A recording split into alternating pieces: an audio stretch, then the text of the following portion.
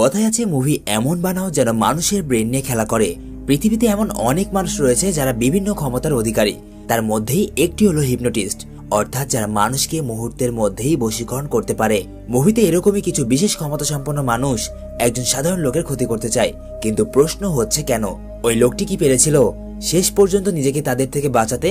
সবকিছু জানতে চলেছি আজকের এই মুভিতে, এবং মুভির শেষ দৃশ্যে এমন কিছু রহস্যময় ঘটনার উদ্ঘাটন হয় যা সম্পূর্ণ মুভির গল্পকে 360 ডিগ্রি ঘুরিয়ে দেয়। তো বেশি কথা না বাড়িয়ে গল্পের দিকে যাওয়া যাক। সিনেলজিক তোমাদের জন্য নিয়ে এসেছে 2023 সালে মুক্তি পাওয়া একটা অসাধারণ থ্রিলার মিস্ট্রি মুভি যার নাম হিপনোটিক। শুরুতেই মুভির মেইন ক্যারেক্টারকে দেখানো হয় যার নাম ড্যানি রক। সে পেশায় একজন ডিটেকটিভ এবং তার সামনে যে মহিলা বসে রয়েছে সে একজন বিশেষ থেরাপিস্ট যে মানুষকে সম্মোহিত করতে পারে, মানে হিপনোটাইজ। আর এর মাধ্যমে সে সকল মানুষদের গোপনীয় অনেক বিষয় সম্পর্কে জানতে পারে। তো থেরাপিস্ট ড্যানিকে হিপনোটাইজ করার পর জিজ্ঞাসা করে, তুমি শেষবার কখন তোমার মেয়েকে দেখেছিলে? এর উত্তরে ড্যানি তাকে জানায়, আমার মেয়ে পার্কে খেলছিল, আমি তার সামনেই বসেছিলাম, কিন্তু নজর সরাতেই সেকেন্ডের মধ্যে আমার মেয়ে আমার চোখের সামনে থেকে গায়েব হয়ে যায়। আমি তাকে পাগলের মতো এদিক ওদিক খুঁজতে থাকি, কিন্তু আমি তাকে আশেপাশের কোথাও পাইনি। কেউ তাকে আমার চোখের সামনে থেকে তুলে নিয়ে যায়। ড্যানি এইসব কথা ওই থেরাপিস্টকে বলছিল। এরই মাঝে ড্যানির ফোন বেজে ওঠে। ড্যানিকে ফোন করেছে তার এক সহকর্মী এবং তার খুব ভালো একজন বন্ধু যার নাম নিক্স। নিক্স ড্যানিকে ডিউটির জন্য ডাকছিল, আর এই জন্য ড্যানি সেখান থেকে চলে আসে এবং একটা লিফটের মধ্যে উঠে গেলে সে তার ফোনে থাকা মেয়ের ছবি দেখতে থাকে। আসলে তার মেয়েকে কিডন্যাপ করেছিল 18 বছর বয়সী এক যুবক, কিন্তু তাকে গ্রেপ্তার করা হলেও সেই কিডন্যাপিং এর বিষয়ে কোনো কিছুই মনে করতে পারে না এবং এক পর্যায়ে প্রমাণের অভাবে তাকে ছেড়ে দেওয়া হয়। আর এই ব্যাপারটার জন্যই ড্যানি সর্বদাই এক গভীর চিন্তায় মগ্ন থাকতো। ড্যানি বাইরে আসলে দেখতে পায় নিক্স তার জন্য গাড়ি নিয়ে অপেক্ষা করছে এবং সে ড্যানিকে জানায় তাকে একটু আগেই একটা অজানা নাম্বার থেকে ফোন দিয়ে জানানো হয়েছে তাদের শহরে যে ব্যাংকটা রয়েছে, দ্য ব্যাংক অফ অস্টিন, সেখানে ডাকাতি হতে চলেছে। আর ডাকাতদের লক্ষ্য শুধুমাত্র 23 নম্বর লকার চুরি করা। নিক্স জানায় কয়েকদিন আগেই দ্য ব্যাংক অফ অস্টিনের দ্বিতীয় শাখাতেও ডাকাতি হয়েছিল, কিন্তু অদ্ভুত ব্যাপার হচ্ছে সেখানেও 23 নম্বর লকার থেকে চুরি হয়। আর আরো অবাক করা বিষয় হলো তারা কোনো টাকা পয়সা চুরি করে না, শুধুমাত্র 23 নম্বর লকারে যা থাকে তাই চুরি করে। এতে ড্যানি নিক্সকে জানায় তারও একটা লকার আছে ওই ব্যাংকে। দৃশ্য পরিবর্তন হয় এবং দেখানো হয় ব্যাংকের বাইরে একটা চাকচিক্যময় আধুনিক সার্ভার রুমের মতো একটা গাড়ি, যার ভেতরেই বসে রয়েছে ড্যানি এবং তার সহকর্মীরা। তারা কেন বসে রয়েছে? কারণ তারা আগে থেকেই জানতো আজ এই ব্যাংকে ডাকাতি হবে, আর ডাকাতকে ধরার জন্যই তাদের এই বিশেষ ধরনের ফাঁদ তৈরি করা। কিছুক্ষণ পর তারা বাইরে লাগানো গোপন ক্যামেরার মাধ্যমে দেখতে পায় একটা স্মার্ট স্যুটটাই পরা লোক, যাকে দেখেই চোর চোর মনে হচ্ছিল। এরকম একজন লোক সামনে রাখা পাবলিক সিটে গিয়ে বসে। এই হ্যান্ডসাম মুরব্বী লোকটার নাম লেভ ডেল রেনি ওরফে ডেল। দেখা যায় কিছুক্ষণ পর সেখানে একজন মহিলাও আসে, যে ফোনে কথা বলতে বলতে ডেলের পাশে বসে যায় এবং মুহূর্তের মধ্যেই ডেল তাকে হিপনোটাইজ করে নেয় এবং বলে আজ এত পরিমাণ গরম পড়েছে যার জন্য মানুষের অবস্থা একদম নাজেহাল। সে বাইরে দাঁড়িয়ে থাকা গার্ডদেরকেও কিছু একটা বলে অ্যান্ড সেখান থেকে চলে যায়। ড্যানি লোকটাকে চলে যেতে দেখলে দ্রুত গাড়ি থেকে বের হয় এবং ব্যাংকের মধ্যে চলে আসে। যদিও নিক্স তাকে এসব করতে নিষেধ করছিল, কিন্তু সে কারো কথাই শোনে না। ড্যানি ব্যাংকের ভেতরে আসে এবং ম্যানেজারকে বলে আমি আমার লকারটা খুলতে চাই। এদিকে দেখানো হয় ওই মহিলাকে যাকে ডেল হিপনোটাইজ করেছিল। সে রাস্তা দিয়ে যাচ্ছিল এবং তার সমস্ত কাপড় চোপড় খুলে ফেলে, কারণ তার মাথায় ঢুকিয়ে দেওয়া হয়েছে আজ প্রচন্ড লেভেলের গরম, এবং সে একদম রাস্তার মাঝখানে চলে আসে। আর এই চক্করে সেখানে কিছু গাড়ি অ্যাক্সিডেন্ট করে দেয়। এদিকে আবার দেখানো হয় ড্যানিকে। ম্যানেজার তাকে লকার রুমে নিয়ে এসেছে, কিন্তু লকার খোলার আগেই ম্যানেজার বলে আরে লকারের চাবিটা কোথায় গেল? হয়তোবা আমি নিয়ে আসতে ভুলে গেছি। আর এই জন্য ম্যানেজার বাইরে গেলে দেখা যায় চাবিটা ড্যানির কাছেই রয়েছে। এই জন্য তার কাছে চাবিটা রয়েছে কারণ সে আগেই ম্যানেজারের কাছ থেকে চাবিটা চুরি করে নিয়েছিল। তো যাই হোক, ম্যানেজারে চলে যাওয়ার পর ড্যানি লকার 23 খুলে ফেলে এবং তার মধ্যে যা দেখতে পায় তা একদম ড্যানির হোশ উড়ে যাওয়ার মতো, কারণ সে সেখানে তার মেয়ের ছবি দেখতে পায়। এদিকে ডেল ব্যাংকের একটা কর্মচারীকে হিপনোটাইজ করে লকার 23 খুলে নিয়ে আসতে বলে, আর এই জন্য ব্যাংকের ওই কর্মচারী ডেলের কথা মতো লকার 23 খুলতে গেলে সেখানে ড্যানি তাকে বাধা দেওয়ার চেষ্টা করে এবং তার দিকে বন্দুক তাক করে, কিন্তু তার কোনো কিছুতেই কাজ হয় না। ততক্ষণে সেখানে ডেলের হিপনোটাইজ করা কিছু গার্ড চলে আসে এবং ড্যানির উপর গুলি চালায়। আর এইদিকে লকার 23 নিয়ে এই মহিলা একটা গাড়িতে উঠে পড়ে। ওই সময় নিক্স এবং বাকি সদস্যরা রাস্তায় হওয়া অ্যাক্সিডেন্ট নিয়ে পড়েছিল, কিন্তু সৌভাগ্যবশত ওই গাড়িটাও অ্যাক্সিডেন্টের মাধ্যমে উল্টে যায়। আর এরপর দেখা যায় ডেল সেখানে আসে এবং ওই গাড়ি থেকে লকার 23 নিয়ে চলে যায়। ততক্ষণে ড্যানি বাইরে চলে আসে এবং ডেলের পিছু করলে একটা পরিত্যক্ত বিল্ডিং এর ছাদে এসে পৌঁছায়। ড্যানির বাকি সহকর্মীরাও সেখানে হাজির হয় এবং ডেলের দিকে বন্দুক তাক করে, কিন্তু মুহূর্তের মধ্যেই ডেল তার সহকর্মীকে হিপনোটাইজ করে ফেলে, যার ফলে ড্যানির সহকর্মীরাই ড্যানির দিকে বন্দুক তাক করে। কিন্তু ড্যানির চিন্তা একটাই, তার মেয়ে কোথায়। এই জন্য ড্যানি ডেলকে তার কাছে থাকা তার মেয়ের ফটো দেখায় এবং বলে, আমার মেয়ে কোথায়। কিন্তু ডেল ড্যানির কথায় খুব একটা গুরুত্ব না দিয়ে বলে, ওই ছবিটা আমাকে দিয়ে দাও। ড্যানি ডেলের কথায় অসম্মতি জানায়, আর এই জন্য ডেল তার দুই সহকর্মীকে একে অপরকে শুট করতে বলে এবং সে ঝাঁপিয়ে পড়ে ওই বিল্ডিং থেকে। ড্যানি সঙ্গে সঙ্গে বিল্ডিং এর উঁচু থেকে নিচে তাকায়, কিন্তু সে ডেলকে নিচে কোথাও দেখতে পায় না। এরপর ড্যানি নিক্সের সাথে দেখা করে এবং তাকে বলে, লকার 23-তে আমার মেয়ের ছবি কিভাবে আসলো। উত্তরে নিক্স তাকে বলে, আমার মনে হয় কেউ তোমার মেয়েকে ইচ্ছে করে জেনে বুঝে কিডন্যাপ করেছে, কারণ তুমি একজন ফেমাস ডিটেকটিভ আর এই জন্য তোমার শত্রুর অভাব নেই।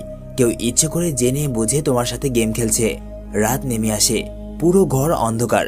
ড্যানি তার অন্ধকার রুমে বসে তার ডিভাইসে কাজ করছে। এরকম সময়ে হঠাৎ করে তার ফোন বেজে ওঠে। নিক্স তাকে ফোন করেছে। সে তাকে জানায়, আমরা জানতে পেরেছি গতদিনের ওই ব্যাংক ডাকাতির খবরটা আমাদেরকে কে দিয়েছিল। এই খবরটা দিয়েছিল একজন মহিলা যে বিভিন্ন জায়গাতে শো করে বেড়ায়। ড্যানি এই কথা শোনা মাত্রই সঙ্গে সঙ্গে ওই মহিলার সাথে দেখা করতে তার দোকানে যায়। ড্যানি সেখানে পৌঁছালে দেখতে পায় ওই মহিলাটি একটা বডি বিল্ডারে চিকিৎসা করছিল। কেমন চিকিৎসা এটা বলতে পারবো না, তবে চিকিৎসা করছিল এটা বাস্তব। এই মহিলার নাম হলো Diana Cruz. But the important thing about this মহিলা সেটা হচ্ছে এই মহিলাও যে কাউকে হিপনোটাইজ করতে পারত। আর এটা বোঝা যায় তখন যখন সে ওই বডি বিল্ডারকে হিপনোটাইজ করে বাইরে পাঠিয়ে দেয়। ড্যানি তাকে ব্যাংকের ডাকাতির বিষয় জিজ্ঞাসা করে, সে কিভাবে জানলো এই সকল বিষয়। কিন্তু ডায়না তার প্রশ্নের উত্তর না দিয়ে উল্টো সে ড্যানিকে প্রশ্ন করে।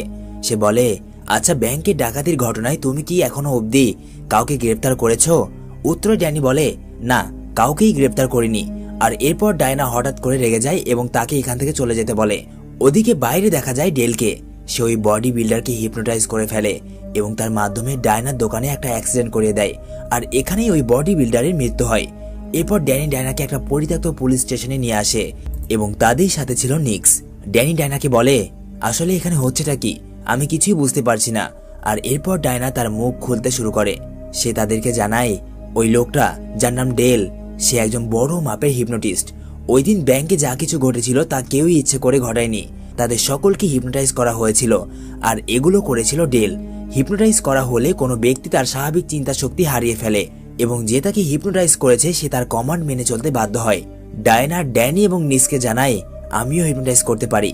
আর এই জন্য নিক্স তাকে বলে, আচ্ছা আমার উপর করে দেখাও। আর ডায়না তার কথা মতো তার উপর হিপনোটাইজ করে এবং তাকে বলে, তুমি এখন একজন কয়েদি। আর এইটা বলার সঙ্গে সঙ্গে নিক্স নিজেকে কয়েদির মতো করে ফেলে এবং কান্না করতে শুরু করে। এরপর ডায়না তাকে বলে, নিক্স তোমার পরিষ্কার বাতাসের দরকার। আর এরপর নিক্স পরিষ্কার বাতাসের জন্য বাইরে চলে যায়। ডায়না ড্যানিকে জানায়, আমি তোমার উপরও হিপনোটাইজ করেছিলাম কিন্তু কোনো কাজ হয়নি। বছর কয়েক আগে আমেরিকান সরকার একটা আলাদা ডিভিশন তৈরি করেছিল যার মধ্যে শুধুমাত্র আমাদের মতোই যারা বিশেষ ক্ষমতা সম্পন্ন তাদেরকে অন্তর্ভুক্ত করার পরিকল্পনা করা হয়। কিন্তু ড্যানি ডায়নাকে বলে, আমাকে শুধুমাত্র ডেল সম্পর্কে বলো, আমার অন্য কোনো বিষয়ে কোনো ইন্টারেস্ট নেই। ডায়না তাকে বলে, ডেল হলো একজন লিজেন্ড। হিপনোটাইজের জগতে তার মতো শক্তিশালী আর দ্বিতীয় নেই। আমাদের শক্তি তার কাছে কিছুই নয়। ডেল আমাদের সাথে আমেরিকান সরকারের তৈরি করা ওই ডিভিশনের অন্তর্ভুক্ত ছিল, কিন্তু একটা সময় পর তার শক্তির উপর তার অহংকার হয় এবং সেই সম্পূর্ণ ডিভিশনকে তার নিজের নিয়ন্ত্রণে নেওয়ার চেষ্টা করে। আর এই জন্য সরকার তাকে সেই ডিভিশন থেকে বাইরে বের করে দেয়, যার ফলে সে তাদেরকে হত্যা করছে যাদের কাছে হিপনোটাইজের মতো বিশেষ ক্ষমতা রয়েছে। এরই মধ্যে হঠাৎ করে লাইট অফ হয়ে যায় এবং সম্পূর্ণ রুম অন্ধকার হয়ে যায়। ড্যানি এবং ডায়না দেখতে পায় দূরে নিক্স দাঁড়িয়ে আছে এবং আস্তে আস্তে এক অদ্ভুত অঙ্গভঙ্গিতে তাদের দিকে এগিয়ে আসছে। ডায়না বুঝে যায় নিক্সকে ডেল হিপনোটাইজ করে দিয়েছে, আর ডায়না এতটা শক্তিশালী নয় যে হিপনোটাইজকে নষ্ট করতে পারে। নিক্স ডায়নাকে শেষ করার জন্য তার দিকে এগিয়ে আসছিল। ড্যানি তাকে সেখানে থেমে যেতে বলে, কিন্তু নিক্স তার কোনো কথাই শুনছিল না। এক পর্যায়ে বাধ্য হয়ে ড্যানি নিক্সের পায়ে গুলি করে, কিন্তু সে যে কোনো উপায়ে ডায়নাকে শেষ করতে চায়। আর এই জন্য ড্যানি তাকে সেখানকার জেলখানার সাথে হাতকড়ি পরিয়ে দেয়। কিন্তু নিক্স তাতেও শান্ত হয় না। মনে হচ্ছিল সে তার হাত ছিঁড়ে ফেলে হলেও আজ ডায়নাকে শেষ করবেই। ডায়না ভালো করে জানতো ডেলের হিপনোটাইজ করা কোনো ব্যক্তি কখনো পিছপা হয় না, আর এই জন্য সে সেখানে পড়ে থাকা বন্দুক তোলে এবং নিক্সকে শেষ করে দেয়। ড্যানি তার সহকর্মী এবং বন্ধু নিক্সকে মরতে দেখে অনেক কষ্ট পায়, কিন্তু এর চেয়েও বড় সমস্যা হচ্ছে নিক্সের খুনের দায় এখন তাদের মাথার ওপর। এরপর দেখা যায় ড্যানি এবং ডায়না লুকিয়ে একটা রেস্টুরেন্টে বসে রয়েছে। এখানে ড্যানি ডায়নাকে জানায় ডেল ব্যাংক থেকে লকার 23 চুরি করতে এসেছিল, যার মধ্যে ছিল তার মেয়ের ছবি, কিন্তু সে বুঝতে পারছে না তার মেয়ের ছবি দিয়ে ডেলের কি কাজ। এরই মধ্যে সেখানে একজন পুলিশ অফিসার চলে আসে এবং তাদের দুজনকে দেখে নিজের বন্দুক বের করতে যাবে, কিন্তু ততক্ষণে ডায়না তাকে হিপনোটাইজ করে ফেলে। কিছুক্ষণ পর ওই পুলিশ অফিসারকে তার টিম ফোন করলে সে তাদেরকে জানায় ড্যানি এবং ডায়না এখানে নেই, আমার মনে হয় তারা অন্যদিকে গেছে। এরপর তারা দুজন ওই রেস্টুরেন্ট থেকে বের হতে যাবে, এরকম সময়ে পুলিশ অফিসারদের ওয়াকি টকি থেকে ডেলের আওয়াজ ভেসে আসে। সে পুলিশ অফিসারকে জানায় ড্যানি এবং ডায়না ওই রেস্টুরেন্টে রয়েছে। তারা বাইরে গেলে দেখতে পায় ডেল পুলিশকে নিয়ে রেস্টুরেন্টের বাইরে দাঁড়িয়ে আছে। ড্যানি তাদেরকে দেখে সেখান থেকে পালিয়ে যায় এবং কোনো রকমে সেখানে থাকা একটা রেল স্টেশনে গা ঢাকা দেয়, কিন্তু ডেল তার লুকানো মুশকিল করে দিয়েছিল। কিছুক্ষণ পর ড্যানি বুঝতে পারে ডেল তার উপর হিপনোটাইজ করছে, কারণ তার সবকিছু অদ্ভুত মনে হচ্ছিল। তার চারিপাশের পরিবেশ উল্টোপাল্টা হয়ে যায়। এরপর ড্যানির সামনে ডেল এবং তার হিপনোটাইজ করা দুজন কনস্টেবল আসে।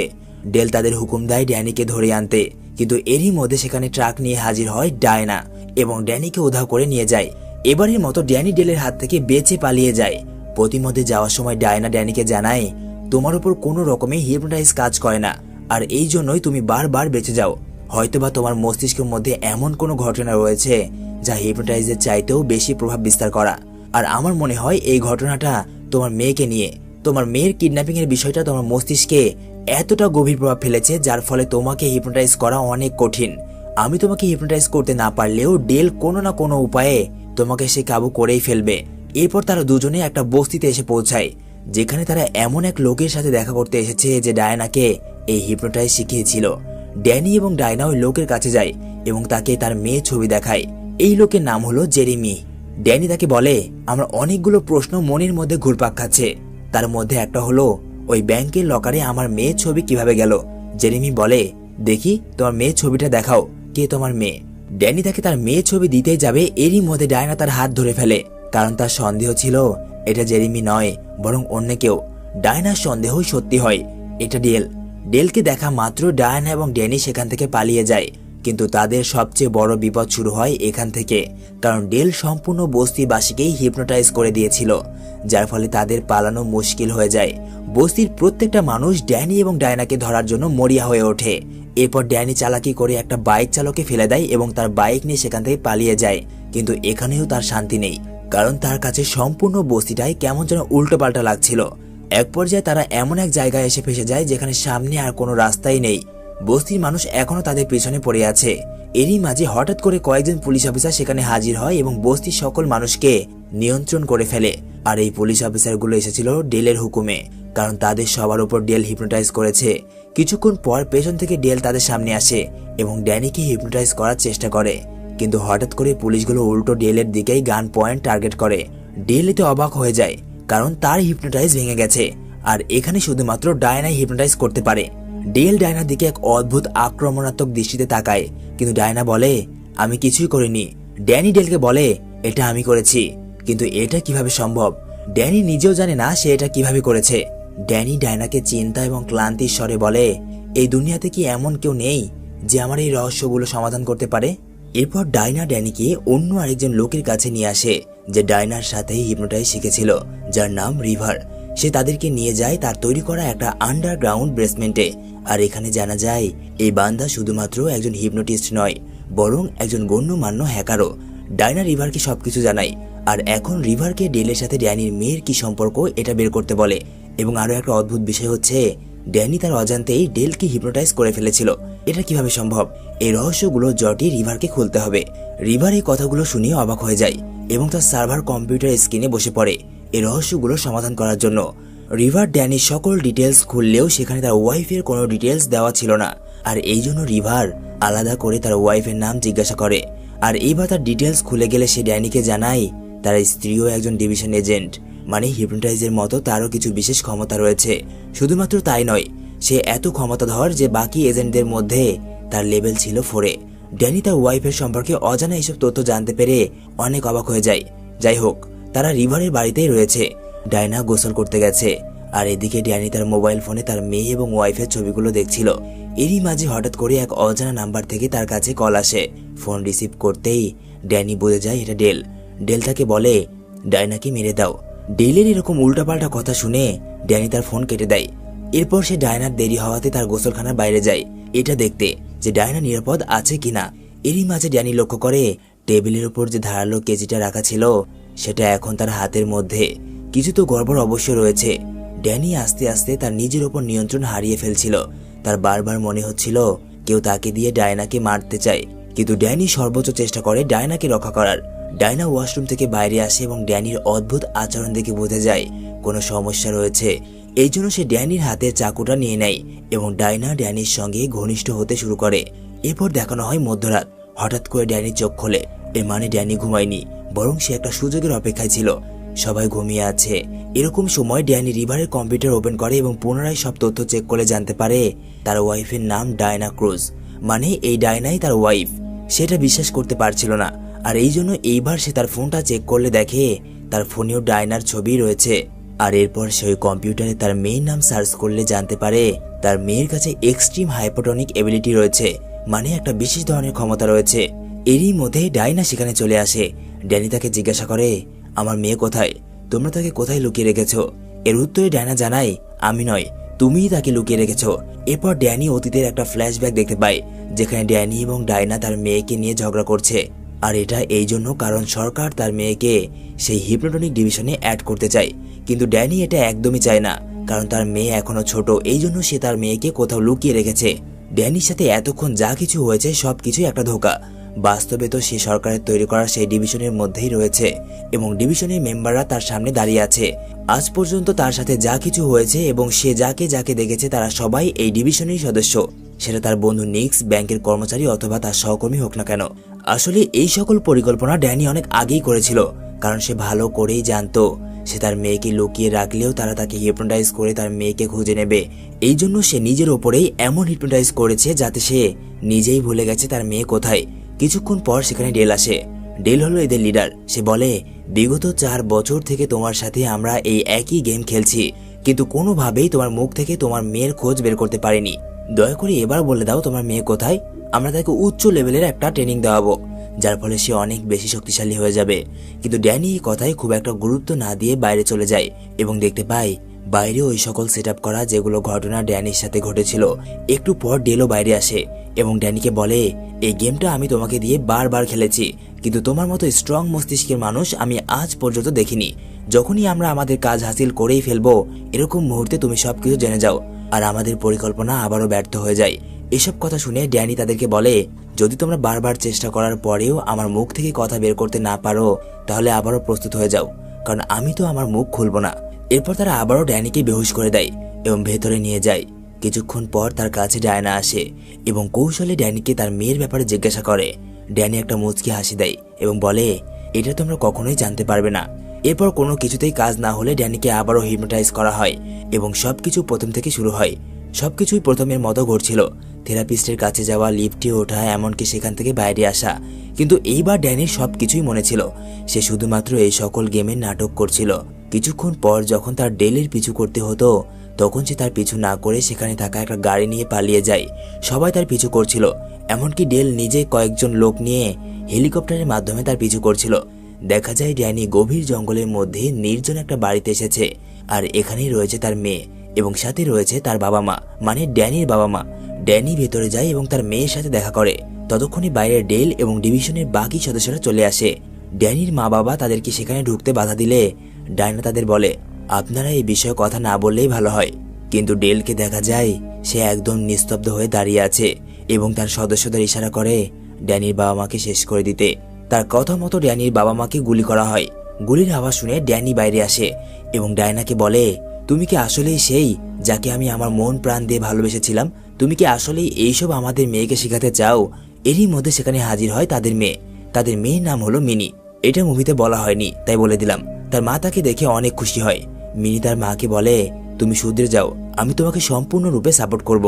এরপর মিনি ডিভিশনের বাকি সদস্যদের দিকে এক অদ্ভুত দৃষ্টিতে তাকায় এবং তারা একে অপরকে গুলি করে নিজেরাই নিজেদেরকে শেষ করে দেয়, কারণ মিনি এদের সবার চাইতে অনেক বেশি শক্তিশালী। আর এইসব কিছু ডেল দাঁড়িয়ে থেকে চুপচাপ দেখছিল, কারণ তার কিছুই করার ছিল না। আসলে এইসব কিছু ছিল ড্যানির মাস্টার প্ল্যান। সে এইবার ইচ্ছে করে ডিভিশনের সবাইকে এখানে নিয়ে এসেছে যাতে একসাথে সবাইকে শেষ করা যায়। কিছুক্ষণ পর সেখানে ড্যানির বাবা মা আসে। আসলে আগে যাদেরকে মারা হয়েছিল সেটা শুধুমাত্র তাদের চোখের ধোঁকা।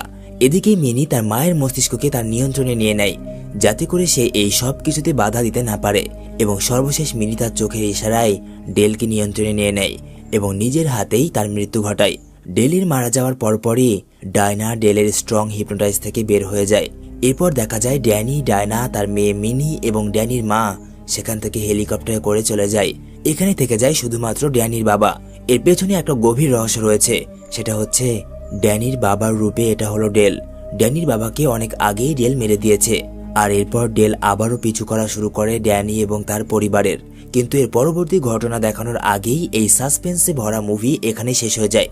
তো কেমন লাগলো আজকের এই মুভিটা কমেন্ট করে জানিয়ে দিও। ওয়েট, যদি ভিডিওটি ভালো লেগেই থাকে তাহলে শুধুমাত্র একটা লাইক আর চ্যানেলটাকে সাবস্ক্রাইব করে দিও। তোমাদের কাছে আমার চাওয়া এতটুকুই। দেখা হচ্ছে পরবর্তী কোনো ইউনিক সাসপেন্স কনসেপ্টের মুভিতে। ততক্ষণের জন্য বিদায়।